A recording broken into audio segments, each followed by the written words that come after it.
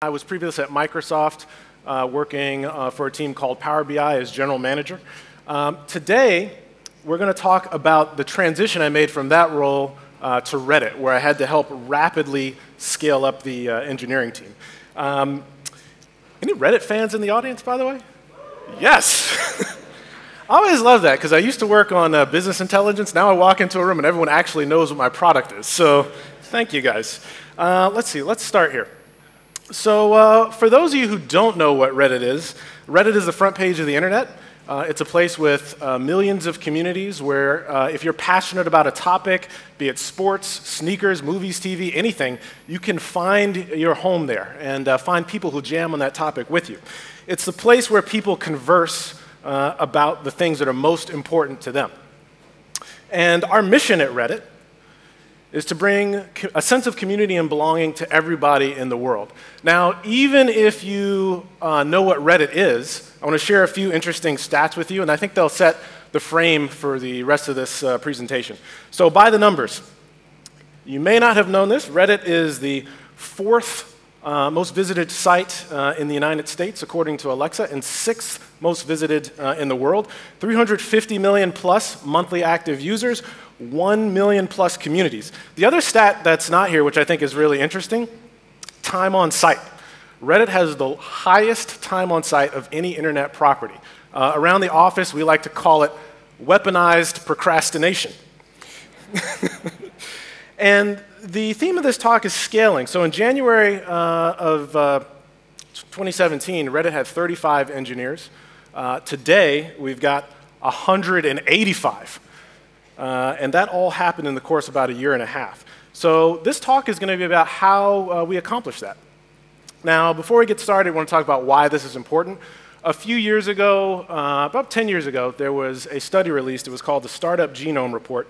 And one of the interesting findings there was that within 3 years, 92% of startups fail. Of those, 43% fail due to issues with scale. So for any folks in the audience working at startups, that is why this is so important. Scale is a big determining, your ability to handle scale is a big determining factor for the success of your startup.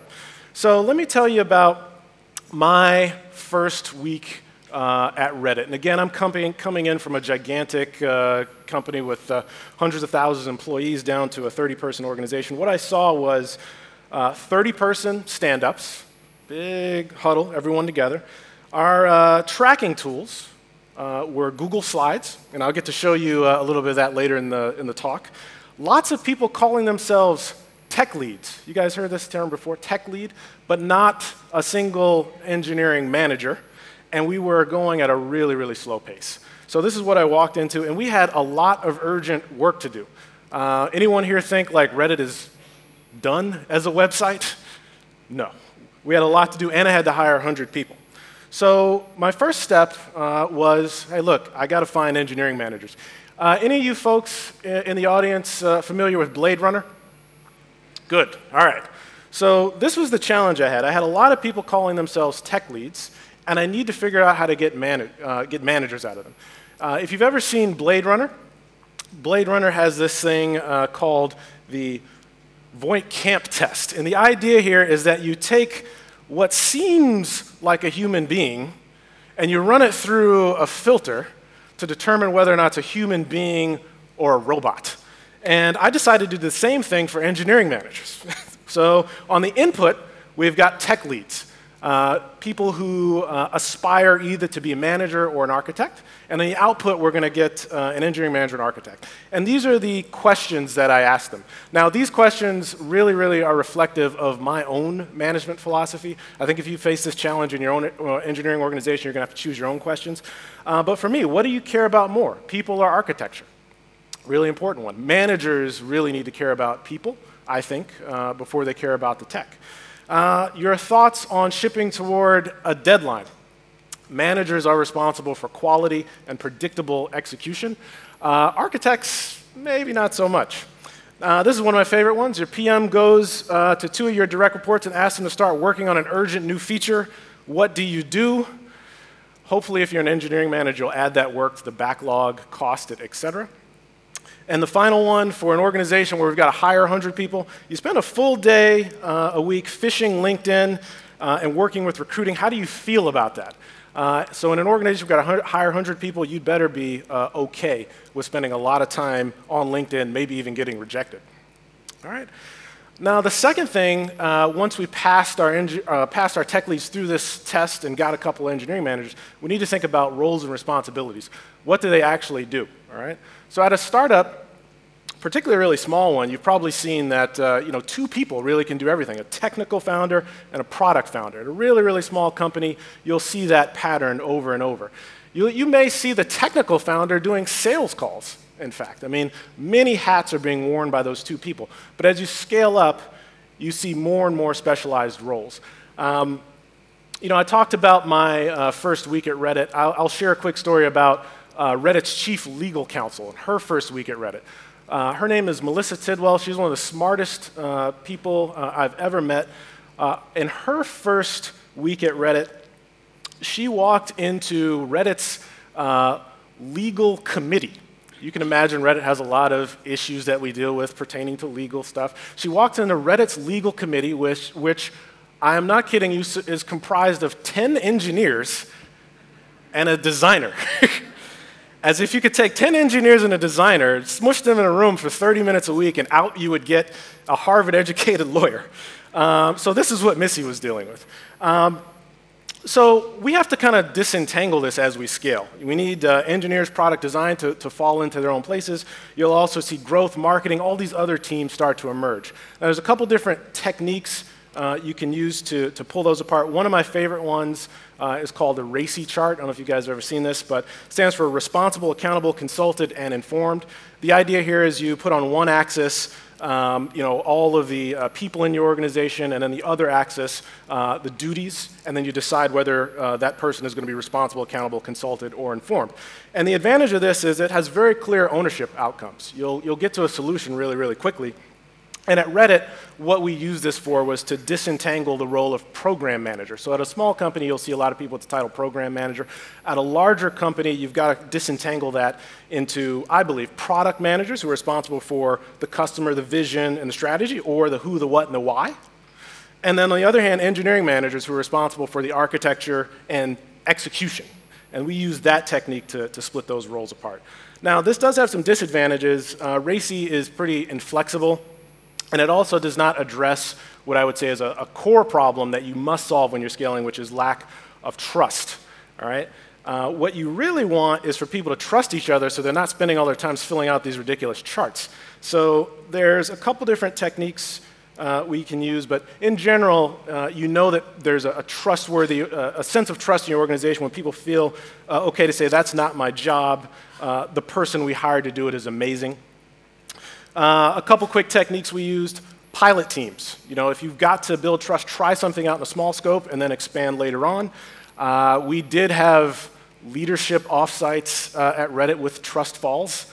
I'm not joking about that. And then the final really great thing is if you're scaling, scaling itself forces delegation and trust. You cannot have 100+ engineers on your team without delegating or building an org chart. So simply hire your way out of the problem if none of this other stuff works. But we are forgetting something. I've just been talking about all the management activities. Let's talk about engineering leadership from non-managers. So at Reddit, we decided to have two parallel tracks, one for management and the other for architects. We've got to do something with our highly technical people who want to continue growing in their careers. The way we do that at Reddit is in two ways. The first is what we call guilds. I'm going to say that I shamelessly stole this concept from Spotify. If you'd like to see a really great presentation, look for Spotify and guilds. But the problem that guild solves is that as you scale your organization up, each director, each team will become cross-functional. They'll have back-end, front-end, machine learning, data science. And as you scale up, how do all these disciplines keep coordinated? So at Reddit, we have voluntary organizations called guilds where any individual can propose, participate, or start a guild. And they choose a horizontal theme, like back-end engineers or front-end engineers. And typically what you'll see in these meetings is people talking about problems that affect the entire company. Sometimes they're just complaining about each other, which can also be a useful outcome. But it keeps things coordinated at the IC and skill set level.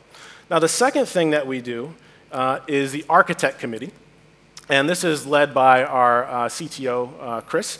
And he chooses the highest level architects from across the entire company. They meet once a week and coordinate and think about technical themes. So for every quarter, every planning process we go through, we don't just look at the products we're building. We also think about the technical investments that we need to make to keep the company stable and growing. And Chris helps drive this. Now, why is this important? This is a personal belief of mine, but I'm sure many of you have heard of a shift toward microservices and much, much more complex architectures. This is a diagram of Amazon's and Netflix's software architecture. They're called the Death Star architecture. They're so complicated. And my belief is that as organizations scale and get more complicated and adopt more and more microservices, it's going to become more and more important to trust each other and have these sort of cross-cutting coordination meetings and roles. Now, how did that all turn out? These are results after 1 year. First of all, we've now got a product organization. We've got 0 tech leads and program managers, but we've got 10 architects, 10 product managers, 20 managers or directors, and 5 guilds. And unfortunately, 2 of the managers went back to IC, but that's okay. It all worked out. Now, fourth thing, execution. What gets harder at scale? As you scale up, everyone wants to know what everyone else is doing. They don't necessarily want to report what they're doing. So you've got to find some systematic way to spread that information across your organization. Second, coordination. If you're at a really, really, really small company, you're going to definitely get asked, what do managers even do? Why can't you just trust me? Turns out, no, as you scale, you do need someone whose job is to coordinate things. And then third thing is bottlenecks. As you scale up, a bottleneck in one part of your organization can critically hamper teams in remote parts of other parts of the organization. So you've got to solve those 3 things. And the question is like, but why doesn't adding more people just make things simpler? Well, this is a efficiency curve chart. By the way, Nicole mentioned that I have an MBA, so I call this the $100,000 chart. So it turns out as you add more people, coordination costs and scope start to overcome the number of people you're adding. So you actually get less efficient over time. And the way that you fix that is either a process change or a reorganization. So we're going to talk about process changes. So I'll talk about the history, a brief history of Reddit process. This is Reddit's first project tracker. This is a Google slide. And you'll notice Aquaman on the left and Batgirl on the right. And all of that stuff in there is hand-entered links to JIRA tickets and so forth. And we had 15 of these to coordinate the entire engineering organization. Often our stand-ups were spent not so much talking about the tickets, but really which cartoon character we were going to select for the slide. So this is where we started. Before I tell you what we did, I do want to give you a little bit of process advice and caution. If you found in this situation where you need to scale an engineering organization and add process, you do not want to dump a whole bunch of process into a startup right off the bat. So, if someone comes at you and they've got like the Agile manifesto, you want to back away slowly. That is the #1 way which you can kind of tick off your engineers who are used to small, low-process organizations. You want to ease them into it. The other thing is some variants of Agile promote the intra-team coordination more than actually shipping code. And you always want to be focused on execution and getting things out the door. My favorite story, if you guys have ever heard of where the original Kanban comes from, it comes from Toyota. And what they had was a system where process was emergent from the ground up. Workers would be on the production line and fixing cars and doing what they do. And if anything went wrong, they would pull this thing called the andon cord. And it would stop the entire production line, and then from manager heaven would emerge people to come and diagnose what the problem was, and only then would additional process be created. And what that allowed was for only the process necessary to get the job done to emerge from the bottoms up.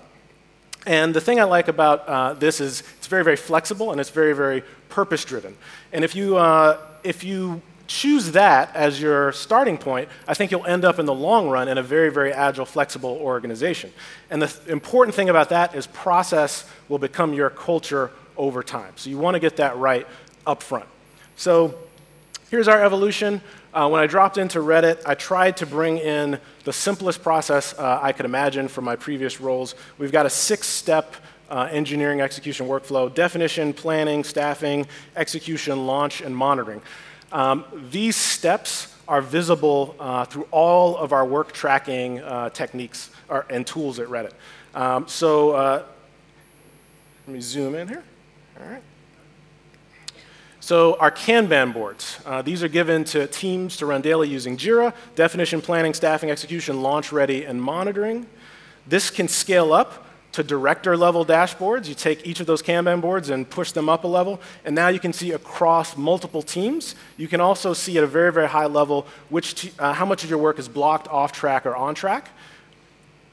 You can get really, really crazy with this. Like, I'm from a business intelligence company, so I put this all into Tableau, and with that, you can actually get full calendars created that will allow you to see everything across your organization at once. And again, if you look here on the left side of this diagram, definition, planning, staffing, and execution. And then finally, for the execs, you can take all that data and have a real-time executive dashboard. And the really critically important thing about this is that we brought the cartoons back, so nobody feels like they've lost anything from their early startup days. All right. Now, finally, the 5th thing that we added, I think, at Reddit, one of the very first things I noticed that people were spending a lot of time playing. You guys ever heard of a game called Smash Brothers? Yeah, okay. It's like you get to be Mario or Link and you fight each other. I saw a lot of people playing this game at Reddit, and it was really, really frustrating. If you guys maybe have had this problem as well, you're always competing with Smash Brothers for the attention of your engineers, I feel. Now, there's a couple different ways to handle this. You could get mad, or you can ask yourself, like, hey, why are my engineers not excited about getting to work on the 6th largest website in the world? And I think that the way that I like to approach solving that problem is to make sure that every engineer on your team understands their mission and how they contribute to the overall success of the organization. The bad way to solve it is to go and give your engineers top-down deadlines. I think a great way to do it is to work with them, help them understand the mission, and let them set dates and deadlines from the bottoms up. And I guess the thing I would leave you with on this slide is that the best kind of urgency is really just discipline in disguise. All right? So how did that all turn out? Results. So this is from, I joined in a Q4 2016 with no extra headcount. All right, simply just adding additional processes and tools, we're able to more than double the output of our organization. And then over time, you can see we've rapidly increased our output, but that also comes with additional headcount.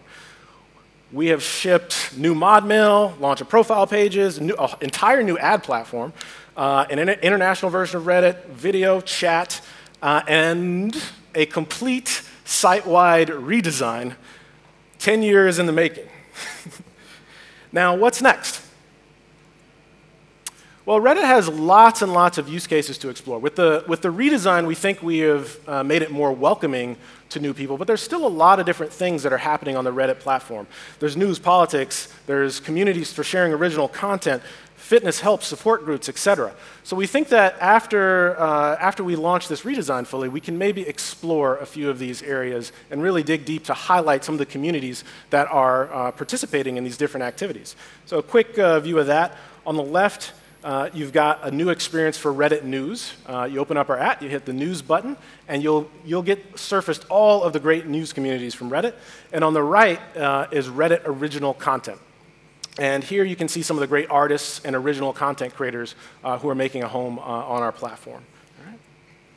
Now, the other thing I'm going to leave you with, Chris Slow, our CTO, is having a talk tomorrow. It's called Do or Die, How Reddit Designs for the Internet's Most Vocal Users. Please go check that out. He's a great speaker as well. And finally, with 5 seconds left, right on time, thank you. It was a pleasure speaking to you.